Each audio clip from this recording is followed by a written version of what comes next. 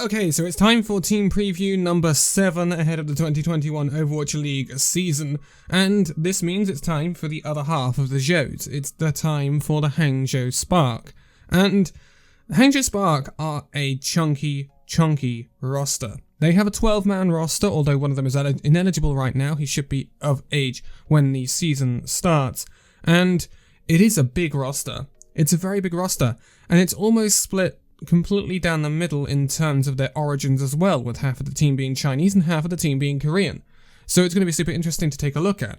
First of all, Hangzhou Spark were again one of those teams to come in the second batch of teams in 2019. They achieved a 4th place finish in 2019, very good, just behind the Vancouver Titans, San Francisco Shock and New York Excelsior back then. But then they fell off quite massively in the 2020 season, achieving a 10th place finish, although we have to take into account that they were in a more tough East region back then, or Asia or APAC region, whereas the league was completely mixed in 2019.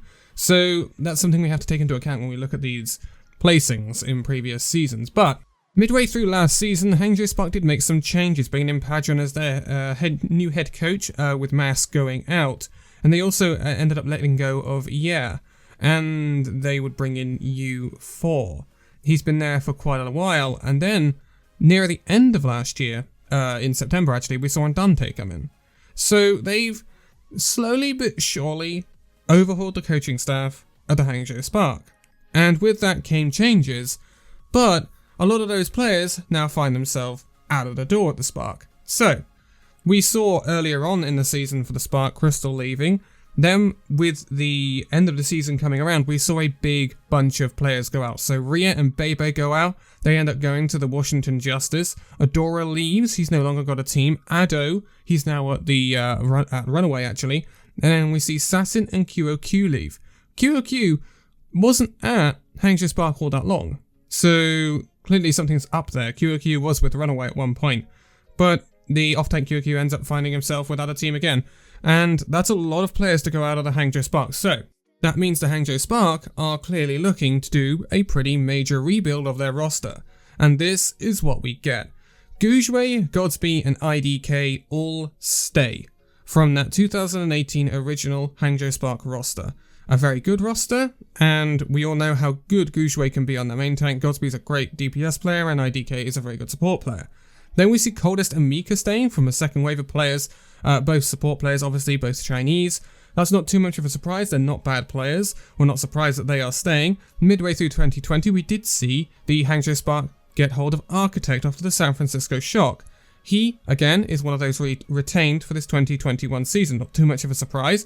I'm sure that they want to make Architect a big part of their plans going forward. He was a great player, didn't get a massive amount of time and ability to show off at the San Francisco Shock, considering the, should we say, stacked nature of their DPS lines at the Shock. But I think they regretted losing him because they actually lost him just before Genji meta, which Architect would have done quite well in the Shock, I'm sure. But the Architect is a great player, and I'm not surprised they're going to keep hold of him. But on top of those players, they are bringing in 6 new players. So this is the biggest change in this off-season that is not a complete rebuild. So when we're looking at Dallas, that's a complete rebuild in my opinion. So when we look at these players, a lot of these are very skilled. A lot of these are actually known names, especially the Korean names are known names. The Chinese players that they've brought in, which are 2 of them, are very well known in the Chinese region and have done very well of recent. So, first of all, we have Shy. Shy is a DPS player coming in from Bilibili Gaming. And Shy, he's a very interesting player. He's only 18, but Shy is a very good DPS player. Very good DPS player. He's hit scan, so he's got a good Widow McCree. He's got a good Tracer as well. And the funny thing about Shy is he can also flex to flex support. Funnily enough, weird, I know, but technically, some players do that, actually. They end up going from flex support to DPS. Cruz was one of those players that went the other way. He ended up going from a flex DPS player to a main support player, but sometimes that happens and they end up changing roles. So Shy is a hit scan DPS player, and Shy is very good, and definitely someone to look out for in the future for the Hangzhou Spark. I think that's a very good long-term planning option. Now, Bilibili Gaming, they're not the best team in China. They never have been. But they've been consistently up there. They've not been the Team CC, but they've consistently been up there. And Shai has history at LGD Gaming and also history with the World Cup Chinese squad. Again, he achieved a second place in the 2018 World Cup, losing out to Korea.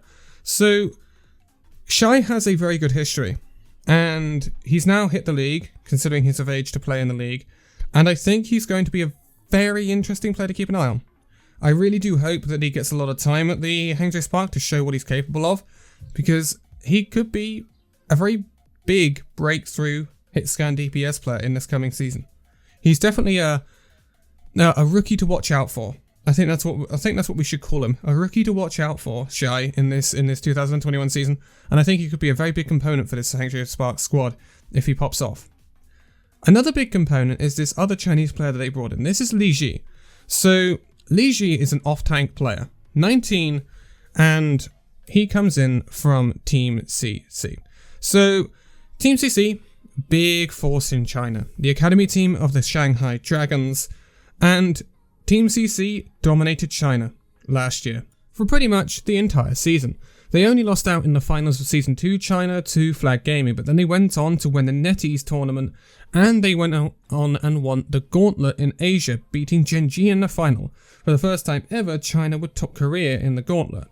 And that's pretty massive. It shows the power of China, and it shows the power of Team CC, and Li Ji was a major part of that roster. Li Ji is a very good up-and-coming off-tank player, and he has a history in Overwatch. He goes all the way back to 2017 with Super Number 1, Linshan Esports, Big Time Regal Gaming. That's some names we don't hear anymore, but then he moves into Team CC, and well, Team CC are Team CC. There's not much we're going to argue about that. The interesting thing with this Hangzhou Spark squad is there's always a second player for the position. That is what to take away from this Hangzhou Spark squad when we look at it. There is always someone challenging for your role in the team. And it can be good, and it can be bad. And that's something we're going to have to weigh up in this. But now we're going to talk about more players, because we're going to talk about the Koreans that have been brought in. So, first of all, we see MCD coming in. MCD is a flex support player. MCD is coming in from Element Mystic. MCD is a player that I've expected to be given a chance in the league for a while. MCD had a long history with Element Mystic. Going back to 2019, he won the Gauntlet in 2019 with Element Mystic. He came second in Contenders Career 2019 with Element Mystic, losing to Runaway. He has been at the upper echelons of Korean contenders for quite some time. So it's a surprise to see him take so long to get into the league. Considering he's 23 now, it's taken a long time for MCD to get his chance. But now he gets it in that flex support role. It's going to be interesting to see, again, who Hangzhou Spark run, because, again, there is a contestant for every single position on the Spark. So, again, there's always competition for that position, and it's going to be interesting to see how much chopping and changing the Spark do, because now we move back to our off-tank position. The competition for Li Ji is Benar. So Benar is coming in from London Spitfire. Benar was one of the standout players for the London Spitfire last year after coming in from Fusion University, and I think Benar is a very good off-tank, especially in the right environment, and I expected Benar to get picked up and put in as an off-tank player of choice for a team. Do I think Benar is a off-tank player of choice for the Hangzhou Spark? No, I don't think so. I think Li Ji is the off-tank of choice for the Spark, but again, it could depend on hero proficiency. Benar has a great Diva. Li Ji has a great Sigma.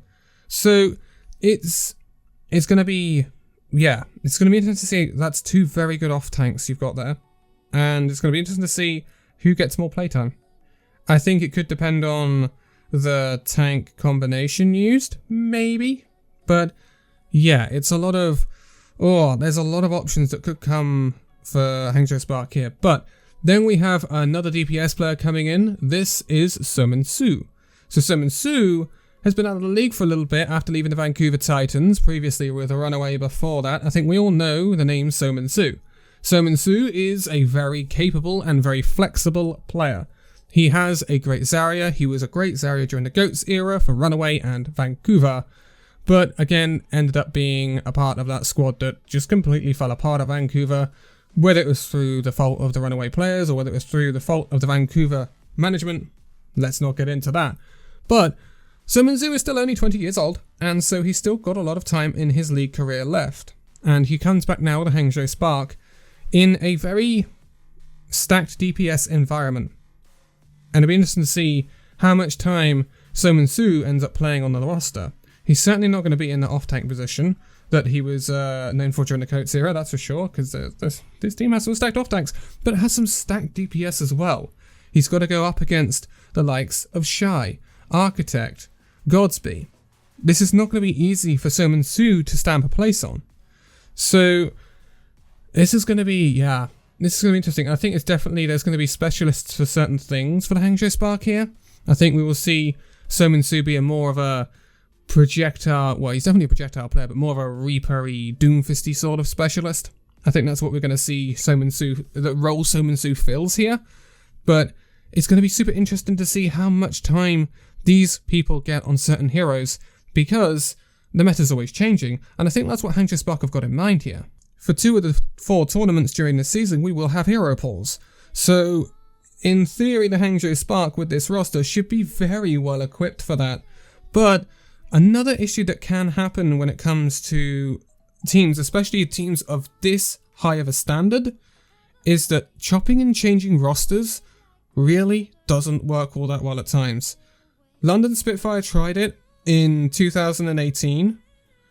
They didn't end up winning the league, but it was very much after they had trimmed down their entire roster, and they'd lost a lot of components. So, does a 12-man roster work? It is the question we always ask, and I don't know. And Chengdu Hunters and the Hangzhou Spark are going to be the 2 teams to test this theory out in 2021. And I think Chengdu Hunters have more chance of it working, if I'm honest. Now we come to the one very young component of the Hangzhou Spark. This is Takoyaki. Takoyaki comes in from Team Diamond. He's a main tank player, but he's still only 17 and will turn 18 on the 18th of August. 18th of April, I should say. So he's only just going to be eligible for the league. Only just. And Takoyaki, I think, is a decent pickup. I think we will see Takoyaki fill the holes that Gujue is not as proficient on. We know Gujue is a fantastic Winston player, etc. Takoyaki's going to fill the more Rhine role, I think. But, again, chopping and changing. The Hangzhou Spark could almost do an entire Chinese roster and an entire Korean roster within their 12-man roster. There's 5 Chinese players and 7 Korean players. So it's ever so slightly unbalanced. But there is that capability. At the end of the day, it comes back to a trade-off. You have the 12 players, you have the competition to play in every single position. There's always 2 players for each position, there's always 2 people competing off against each other for that position, but you also have the continuous chopping and changing, which means you never settle on a roster, which means things very often don't settle very well. They very often don't find momentum because of the continuous change in the roster. So it'll be interesting to see how Hangzhou Spark balance this all out. But their first fixtures, their first 6 fixtures, they're going to be interesting. Like, none of these fixtures, in my opinion, are easy. Basically because they don't take on the Valiant on the first 6 fixtures, and that's the only easy fixture in the East region, in my opinion. Everyone else will offer a different sort of looks. I mean, the likes of New York and Guangzhou will be a different proposition. But when you go up against the likes of Philly and Shanghai, then you're talking about something else. So, talking of Philly, the Philadelphia Fusion will be the Hangzhou Spark's first match of the 2021 Overwatch League season. Now, a week ago, I would have said this was winnable for Hangzhou Spark, but then Philly go and sign Rascal. And I think that tips Philly. Like, I think Rascal is a big signing for Philly. And I think that really changes the Philly Fusion's fortunes in some respects. I think that makes them more diverse. I think that makes them much more capable of coping with whatever gets thrown at them.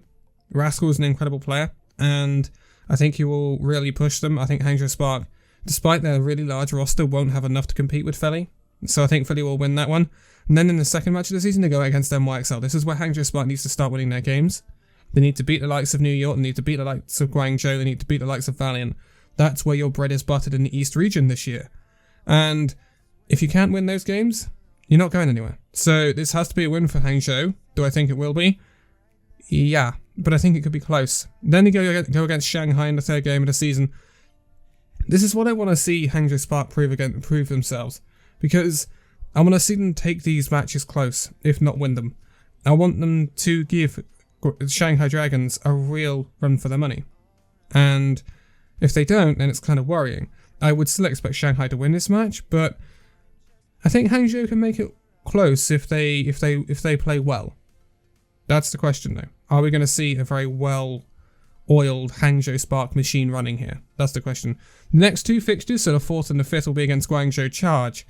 This is the other side of the May Melee.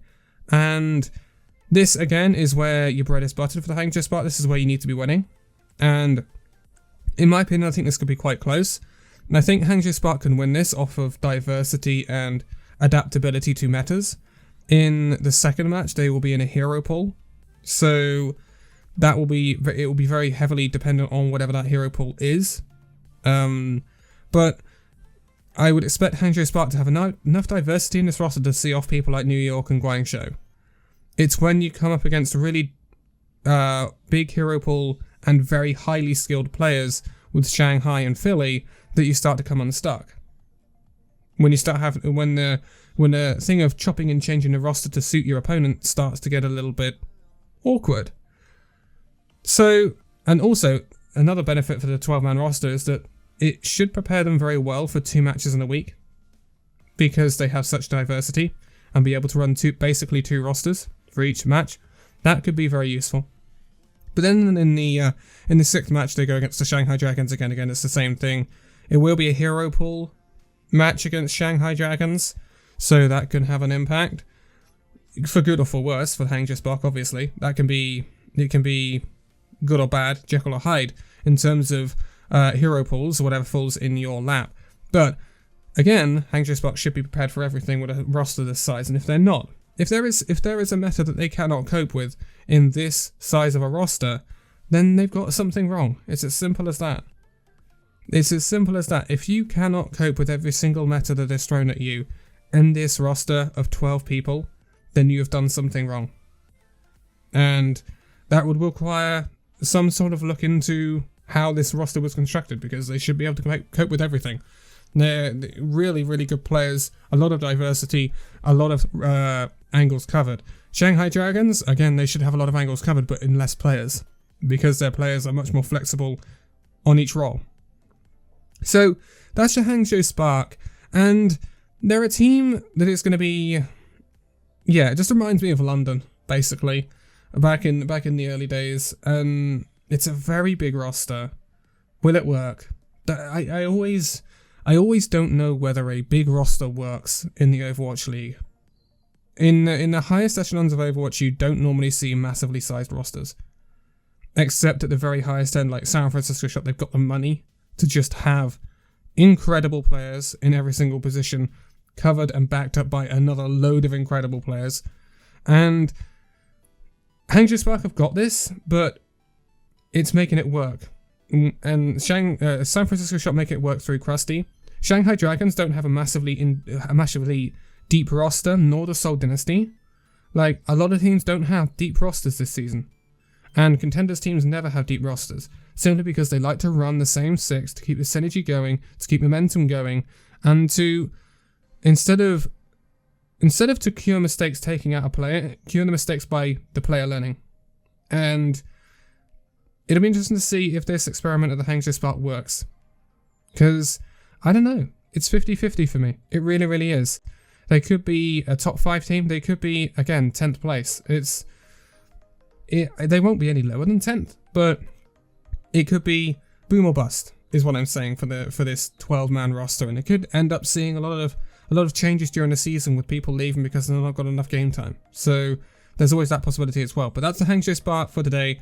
Next up will be number 8. That'll be the Houston Outlaws, and they will be followed by London Spitfire, and then the Gladiators, I believe, after that. So we're moving back over to the West region. That'll be interesting for quite a few now, actually. And then I think the next East region is the Valiant, which will be interesting because I believe we're about to get their roster dropped very, very soon if it hasn't dropped already. And then, yeah, that's all going to be really, really interesting. Keep an eye on the socials for Illusion Gaming and myself, obviously all linked in the video description below, Twitter, Twitch, etc. And I will see you in the next one. So, thank you guys so much for watching this video. If you'd like to give a like, subscribe if you're new, and I'll see you in the next video. See you then.